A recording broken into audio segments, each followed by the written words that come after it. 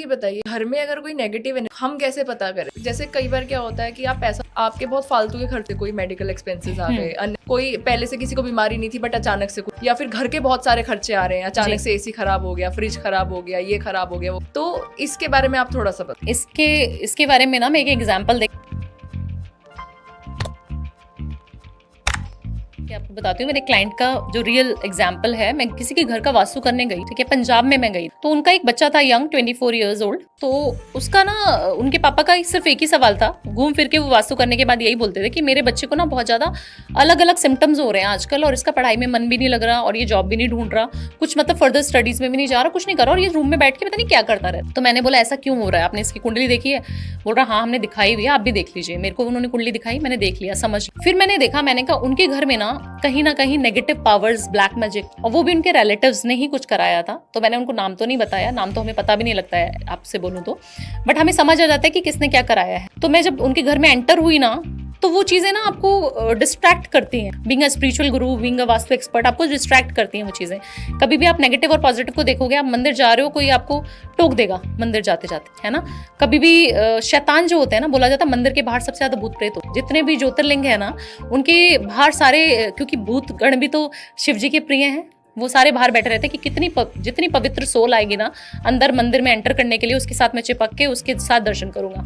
कभी भी जो भी स्पिरिचुअल गुरु है, मैं नहीं, जितने भी हैं जो अच्छे से मेडिटेट करते हैं, जिनकी सोल बहुत प्योर है, उनके साथ बहुत सारे भूतगण चलते हैं साथ। बता रही हूँ। तो अंदर हम जब जाते हैं ना रूम में, बच्चे के पर्टिकुलर उस लड़के के रूम में, तो उसका रूम ना बहुत ज्यादा डार्क, बहुत ज्यादा वायलेंट सी, उन्होंने कार्टून्स वाली और कुछ भूत वाली, कुछ नेगेटिव इफेक्ट्स वाली उसने पेंटिंग अपने रूम में लगाई हुई थी। बोल रहा मुझे तो बड़ी अच्छी लगती है। मैंने बोला बेटा ये क्यों लगाई हुई आपने, क्या हो गया बेटा, क्यों लगाई हुई आपने? बोल रहा मुझे बहुत अच्छी लगती है मैम, ये मुझे बहुत मजा आता है इनको देख। हॉरर मूवीज देखना उसने बहुत चालू कर दिया। उसका ईटिंग स्टाइल चेंज, उसने जो खाना खाना था ना वो हाथ से ही खाता था, ठीक है, हाथ से हम लोग भी खा लेते हैं चावल दाल, है ना, बट वो जो खाने का जो उसका पैटर्न था ना, उसको भूख बहुत लगती तो वो जल्दी दिखाता था, हम बहुत जल्दी दिखा रहा है। उसको ना रात को जगने में मजा आने लगा। उसकी मम्मा बोलती कि मैं 2-3 बजे भी जैसे देखती हूँ तो बच्चा ना हमारा घूमता ही रहता है पूरे दिन ड्राइंग रूम में। मैडम, मैंने बोला सुनो, आपने वास्तु मुझसे करा, उन्होंने मुझसे पहले भी, क्लाइंट थे मेरे पुराने, तो उन्होंने मेरे से पहले भी वास्तु कराया हुआ था, बट मैंने उनको बोला कि वो चीज पहले नहीं थी आपके घर। आपके घर में भी रिसेंटली कौन आया है? दिवाली के आसपास, होली के आसपास कोई आया था?